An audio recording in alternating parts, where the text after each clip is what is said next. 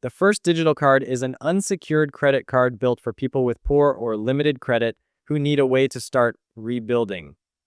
It doesn't require a security deposit, making it more accessible than most secured cards. It reports your payment activity to all three major credit bureaus, which is essential for improving your credit over time with consistent, on-time payments.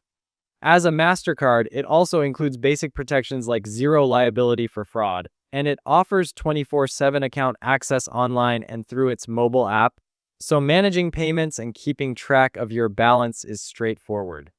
The biggest drawback is its cost.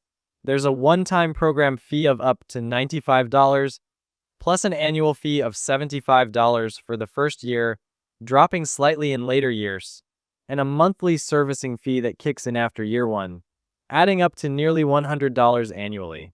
The APR is painfully high, around 35.99%, making it very expensive if you carry a balance. The starting credit limit is low, often $300, and after fees, the actual available credit can be closer to $200, which makes managing utilization harder. There are also no meaningful rewards, so you're not getting points or cashback to offset the costs. For anyone planning to use it internationally, foreign transaction fees add another expense. In short, this card can be a lifeline for those with no other approval options, especially if a security deposit is out of reach and paying in full every month is realistic. But the steep fees, small starting limit, and sky-high APR make it one of the most expensive credit-building tools available. For most people, a lower-cost secured card with no or minimal annual fees will be a better and more sustainable way to rebuild credit.